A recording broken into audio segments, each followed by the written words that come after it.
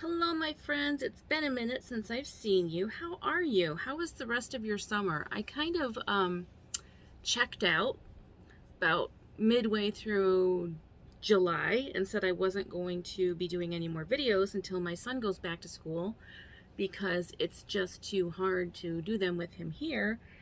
And he went back to school today, so here I am. I have missed you so much. You have no idea. And welcome to those of you who are new. My name is Stephanie McCown, and this is Get Ready With Me and Talk About Stuff. This is the show where I basically talk to you about whatever is on my mind while I do my makeup. It's not really a tutorial, but who knows, you might see some things, you might learn a couple things here and there, but that's not really the purpose of this. I do makeup just to have something to do with my hands while I am chatting with you. Anyway, so how are you? What was the rest of your summer like? I picked up a couple hobbies this summer, one of them being painting. Earlier in this year, I started doing drawings and decided, I don't know, sometime in July anyway, that I wanted to try my hand at fluid art. So I started doing acrylic pours, and oh my gosh, I used way too much primer. Anyway, I started doing acrylic pours and found out that I really love it. And I did my first ever pour on July 22nd, and I have come a long way since then. I've learned so much. Thank God for YouTube, right? I mean, there's so much to be learned here. There are some great tutorials out there for just about anything you want information on, and I am very glad that YouTube exists. Anyway, so there's that. Let me see what else. So yes, my son went back to school today, and I was not prepared. I don't necessarily have great feelings about this school year. I'm nervous about this school year because of, we're still in a pandemic. The school originally had said they were not going to enforce masks, and then the health department said, oh yes, you are. And I think that was the right call, but there are shockingly a lot of people who really feel that they should have the right to endanger their child and everyone else around their child, and their child should not have to wear a mask. So there are people very angry about this. Here's my thing, and I'm not going to stay on this long, but I feel like this needs to be said. Not just here, but all over the country, parents are angry about the idea of their child having to go through another school year wearing a mask, and people will argue that the kids are, the kids just can't tolerate it. This is so cruel, blah blah blah. And then some of the parents are encouraging their children to do a walkout this Friday, and they're saying my child is thinking for themselves and they're getting up and walking out. First of all, I don't think that's right to put kids in the middle of your political spats over wearing a mask. And that's really all it is. I mean, we know that masks are helpful in containing the spread of not just the Rona, but of all viruses. And we also know that schools, especially in the elementary schools, is kind of like a breeding ground for all manner of contagion. And we know that masks can help contain that. And I really think that most of the people who are upset about masks, it's for political reasons more than anything else. And I think it's wrong to ask your kids to stand up and walk out. Now, I grew up in a culture that strongly encouraged such displays, strongly encouraged. I grew up in the white evangelical church, and they were very big on encouraging students, especially high school students, to make public displays like that, public declarations of faith, getting up and walking out of class if evolution was discussed, that kind of thing. And it was always argued that, this is what the kids want to do. We're not forcing them to do anything. Well, maybe overtly you're not, but it's just really manipulative to do that to your kid and to try to present it as if this is something the kid is doing of their own accord. Maybe some are, probably most are not. They're doing it because they love you and they want to please you, but they also don't like being made a spectacle of. And I think that's wrong. Don't let your political, your feelings about masks, even if it's not for political reasons, even if it's for health reasons, don't put that burden on your kid, because they have to follow the rules. They don't have any control over this, and it's not their fight, okay? So I would just encourage parents, and if you're really saying that these kids are all thinking for themselves, my challenge to you is to sit with this question.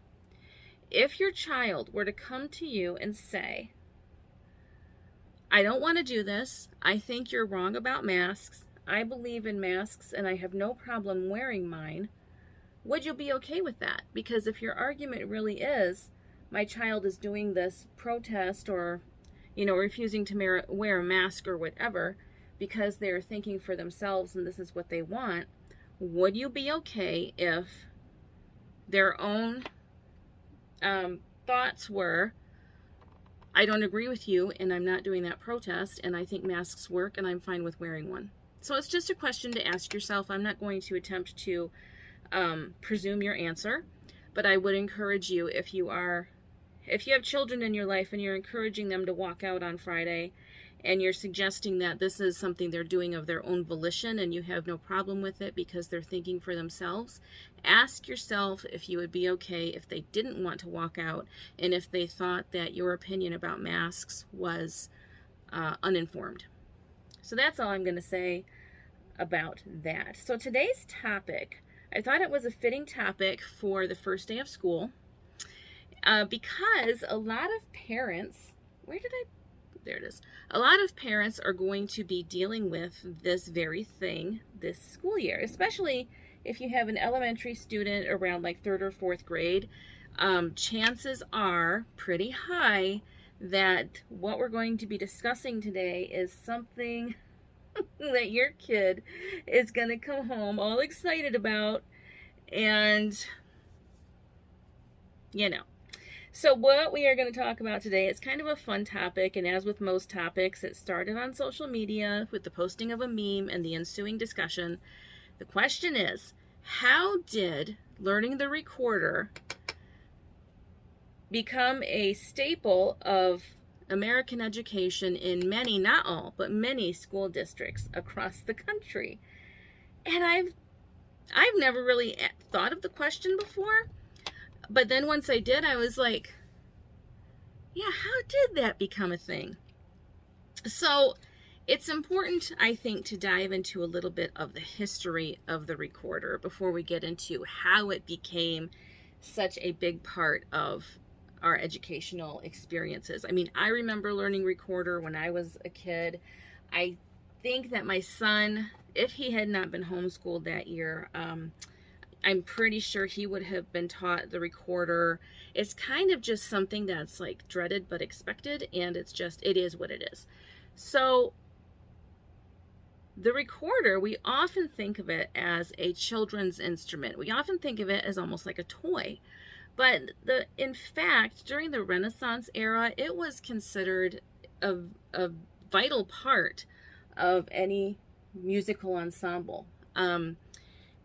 It was also considered, it was well loved by the English and the Italian aristocracy.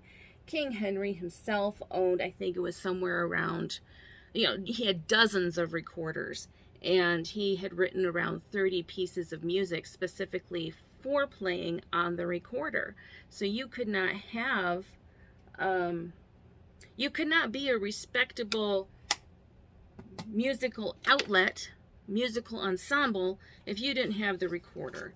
So that is important to note. It was never, well, obviously not never, but originally it wasn't conceived as an instrument for children.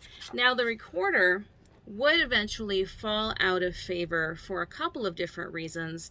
As the demands for more music, larger ensembles, more instruments. As that demand grew, the recorder just didn't have the capacity to be heard above the sound of the other instruments, and it was eventually phased out in favor of using the transverse flute, which, you hold it sideways, transverse. Now, it's also said, now this is very interesting, it is also said that the recorder fell out of fashion because it was considered ungentlemanly to play an instrument that occupied the mouth. I'm going to let you do with that whatever you will. Renaissance author Baldassare Castiglione, wrote that men should only play the recorder privately with a woman present, quote, but with tact and good judgment, for it is, after all, impossible to imagine all the things that could happen. This, when I read that, I was so amused by this, because I'm just thinking of, man, do things really get hot and heavy? Like, was a man with a recorder back in the Renaissance era kind of like, the stereotypical man with the guitar today? Like, how it's said that guitarists, especially bass guitarists, have no trouble picking up sexual partners because they are just so irresistible, apparently. Was that how it was with the recorder back then? It just made me, oh my gosh, that's so funny to me. Only play with a woman present and always use tact, because, oh, my heart's aflutter. He plays the record. I mean, that is just hilarious to me. But, that is what was written about the recorder. So, moving ahead a few hundred years, in 2021, there are still schools that teach the recorder, and you have to wonder, how did this become a thing? Well, we would not have the unique experience of learning the recorder as children, or watching as our children learned the recorder, were it not for German composer Karl Orff.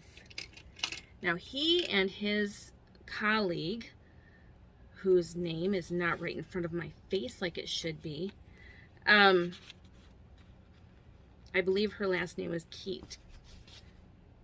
I want to make sure I get her. Keatman. Gruned Keatman, I think was her name. Anyway, together they developed an educational approach called Orff Schoolwork. Now, Orff Schoolwork method encourages children to develop musicianship through, this is a quote, through the integration of music, movement, speech, and drama. Essentially encouraging children to do what they already do, which is they play, they create, they use their imaginations, they experiment with new ideas, and that's kind of what Orff Schoolwork encouraged. That was the preferred method of education, if you were using this method. They wanted children to learn through play and creativity, and instead of just staunchly adhering to a curriculum, allowing for some flexibility, because that, children learn better that way, basically. But why the recorder? Again, we come back to that. The thing about the recorder is, it does not require any special skill to make a sound with the recorder. Now, with other instruments, like say a saxophone or a clarinet or a trumpet or a flute, to play any of those effectively, you have to know how to hold your mouth muscles in the right way so that your mouth forms the right shape, so that you can breathe into the instrument and make a sound. It's not something that just happens. You really have to know what you're doing. With the recorder, all the child has to do is breathe into it. And the idea was that because recorders are so simple to, it's easy to make a sound with a recorder, therefore there will be less frustration for the children, and they will learn about music through playing this very simple instrument. And I think also, and I didn't read this, but I remember taking band in like middle school. Back then, back in the olden times, we called it junior high school. I remember taking band in what was then known back in the olden days as junior high, and I remember how frustrated I was. I had chosen to play the clarinet because that just made sense at the time. And I remember how frustrating it was to make a good sound with it. I was not very good at it because it was frustrating. So it is very encouraging to a young child to be given this instrument, and all they have to do is breathe into it and they're making a musical sound. You know, even if they have no hands or no fingers on any of the holes, they're still making a note. They're making a sound that is pleasant, and that's very encouraging to someone who might be new to music, as a young elementary school age child might be. Now, it is not only because of the Orff schoolwork methods that playing the recorder became part of many people's elementary education. So around the same time that Orff's schoolwork was, you know, Orff and his colleague, Ms. Keatman, were, you know, promoting the use of the recorder for children, around this same time, there became a renewed interest in Baroque styles of music. As we discussed just a few minutes ago, the recorder was a prominent part of Renaissance and Baroque musical ensembles, and in the 1940s and 50s, so very long ago, there was a renewed interest in those styles of music. So it would only stand to reason that, of course, there would be an interest in learning how to play music on a recorder. At the same time, there were things happening on the industrial side that made it very feasible to manufacture quality plastic recorders in quantity and to do so inexpensively. So schools could buy enough instruments for each child to have their own recorder, and it wasn't going to cost them a lot of money like it would be if they were to buy each child, say, their own flute or their own clarinet. Now, interestingly, and I forgot to mention this, early pieces of music that are played now played on the transverse flute, they were actually originally written for the recorder. That is just a fun little side note that I found interesting. Yeah, so there's that. Let me think here. I'm sorry, I lost my spot. I haven't done this in a while, and it's really showing, and I apologize. So anyway, so those two things, well, those three things: Orff schoolwork, a renewed interest in Baroque and Renaissance styles of music, and the industrial developments that allowed for the recorders to be manufactured in quantity and inexpensively. And that made it very easy for school districts to adopt this into their musical curriculum for elementary age students. Now, Karl Orff has a very complicated history, and I kind of, you know, every time I do a story, and I know it seems like I do this on purpose. I promise you I don't. But every time I do a story, I find out that there is like this dark underbelly to the story I'm trying to cover, even if it's a fun story. Like, you know, recorders. I mean, what dark secrets could there be to uncover when talking about recorders? Well, let me tell you. So Karl Orff, as I mentioned, he was a German composer. He has a very complicated history, and it is suggested by some that Karl Orff was not only a Nazi sympathizer, but may have even verged on being a Nazi collaborator. Now, you might be thinking, you know, it's not entirely unheard of for the United States to adopt the ideas of such a person and incorporate it into our day-to-day lives, or our children's day-to-day lives. If you don't, the United States loves to reform to rehabilitate, I should say, somebody who, was tight with the Nazis, but they had something to offer that the United States could take advantage of, so they would rehabilitate their reputation, give them a whole new life, and la-di-da, everything is fine. Project Paperclip. I encourage you to look that up if you do not believe me. But anyway, so Karl Orff, he prior to the mid-1930s, he was a composer, but he wasn't super well known. He didn't have any major commercial successes to speak of. And then in 1937, his composition, I believe it's pronounced Carmina Burana, and I put the link for it in the description. It became wildly popular in Nazi Germany after its premiere in 1937, and at that time, Karl Orff experienced unprecedented fame and financial success. I mean, he was doing great, and he loved that. He was, see, this is where it gets complicated when people want to say that he was not a sympathizer and he was not a collaborator.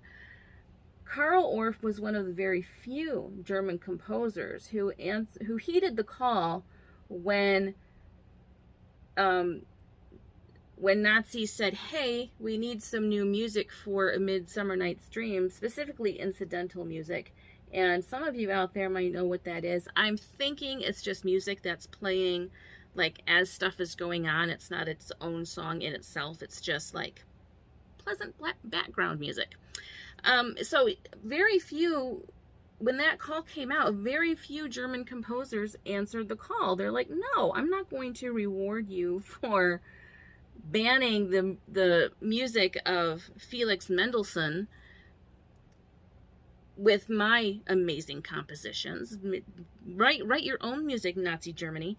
But no, Karl Orff answered that call. Now, the defense that people will use is the songs that he allowed them to have were actually written long before Nazis came into power and before anything that was going on was even a thing. However, it still means that he gave Nazis access to his music, knowing full well that the reason they wanted to have access to his music is because another composer their music had been banned. So it's a really tough sell to say, well, he wasn't a collaborator and he wasn't a sympathizer and his music was written decades before any of this. He still chose to make his music available. And the plot thickens. Wait till you hear this. So Orff was the friend of Kurt Huber, who co-founded the resistance movement known as the White Rose. Now, Kurt Huber, of course, his work was not appreciated by the Nazis, and he was actually arrested, and he was going to suffer terribly for his crime of, resisting Nazi Germany. How dare you? Well, it just so happened that Karl Orff went to Kurt Huber's house the day after Kurt Huber was arrested, and Huber's wife, Carla, she pleaded with Karl Orff to use his influence to save her husband's life. And he wouldn't. He refused. He said, he refused. He said that if his friendship with Huber were discovered, it would, quote, ruin him. Now, bear in mind, as I mentioned a moment ago, he had only just, after years of working as a composer, had only just achieved any sort of wide-scale recognition, any royalties to speak of. I mean, he had, after years of working, had only just crossed that threshold into being, famous. And so he was not willing to jeopardize any of that to save his friend's life. So, again, it's a very hard sell to say that he was not, at the very least, a sympathizer. On January 19th, 1946, Orff did write a letter to the now deceased Huber, and he begged his forgiveness. And this letter was featured in a memorial book about Kurt Huber from what I could gather, his wife had put it together and had asked if she could include the letter. And I don't know if he wrote the letter for the book or if he wrote the letter and then his wife thought, this apology after you allowed my husband to be murdered by Nazis would be great to include in this book. I don't know. But I do know that the letter was written and it was included in the book. However that happened. So was he a collaborator? Well, according to Orff's denazification file, Orff's assertion that he was anti-Nazi during the war was accepted by the American denazification authorities. Real thing, look it up. And this allowed him to continue to compose pieces that would be performed and heard by the public, and to continue collecting royalties on any music he had written up to that point. So again, you know, it's up to the individual to decide what they feel or think about this, but at the very least, he has a very complicated history. And the United States, we have to acknowledge, does have a history of wanting to use, wanting to rehabilitate the reputation of Nazis who have things to offer us that we might find useful.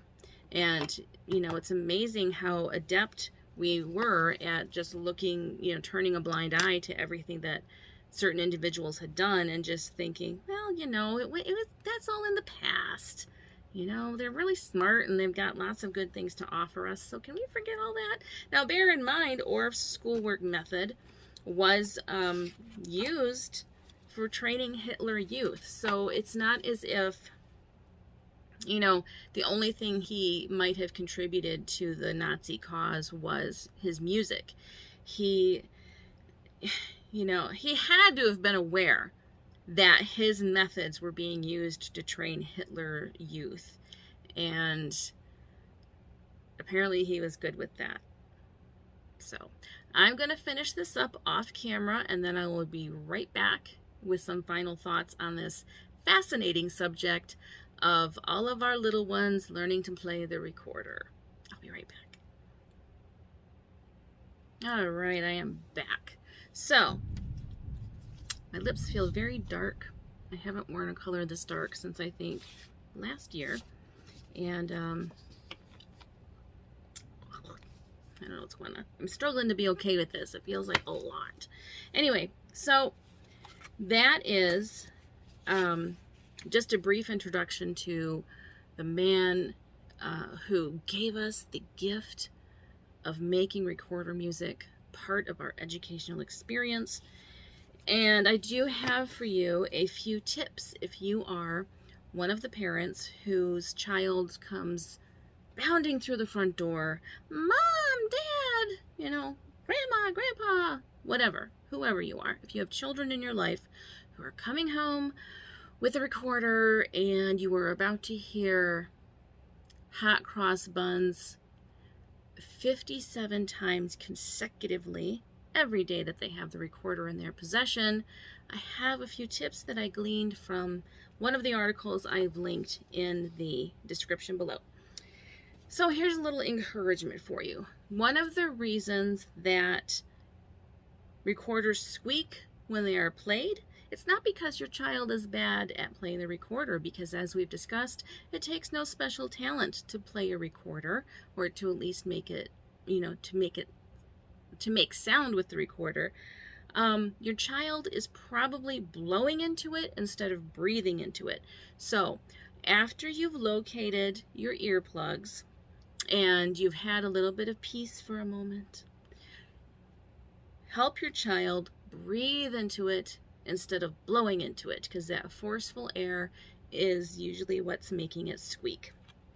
Now, another thing to consider, and these are not my words, these are the words of the person in the article whose name that I was woefully negligent about writing down. Sorry about that. She says, Be grateful that the recorder is an inexpensive and relatively quiet instrument, and boy is that true. Recorders run about, you can get them for about $10, often less than that, and compared to playing a saxophone or a clarinet or a flute or a trumpet or any number of other instruments, the recorder is pretty quiet. Imagine if your kid came home and they had like a tuba or something. That would be an experience. But no, your child only has a recorder, so that is something to be grateful for. And finally, learning to play the recorder does plant seeds for musical appreciation later. And I think it could also be said that teasing your child about the squeaks and about the repetition of songs and so forth can discourage your child possibly from musical endeavors they might have pursued later if you had just, you know, a little more tolerance for hot cross buns just one more time. Now, before I started researching this, I often had, I had the question, like, not only why do we learn recorder, but what value does it have? I mean, as adults, are we going to go out and buy recorders and relive the old days like maybe we were trained to? Yes, we are. And I came prepared today to play a song for you, and I hope that you like it because I practiced it 2 times before I got on camera with this recorder. And this is something that comes from the deepest part of my heart, and I hope that you like it and have some appreciation for the effort I put into learning this for you. Ready? See, this is what I mean. Don't discourage me. Do not laugh at me. Do not say I shouldn't play the recorder. Nay. That's a Bailey Sarian thing. Sorry, Bailey. Do not do that because you will discourage me from future endeavors. No, you won't. You can laugh. It's okay. Okay, let's see if I can do it.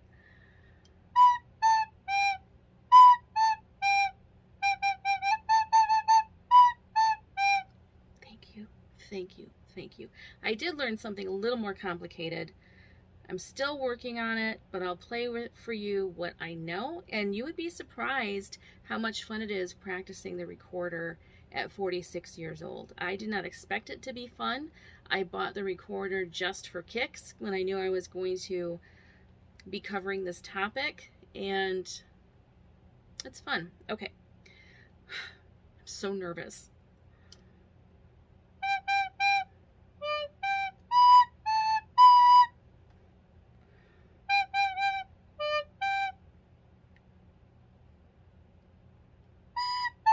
See, I don't know. I'm not fluent enough in this yet.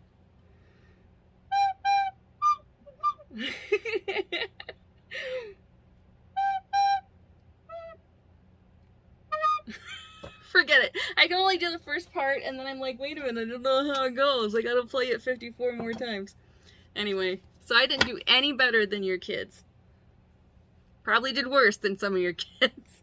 But I had to try because I told one of my friends on Twitter that I would give it a go, and so I did, and I did it on camera because that's just how I roll. I am not afraid to make mistakes in front of the whole wide world.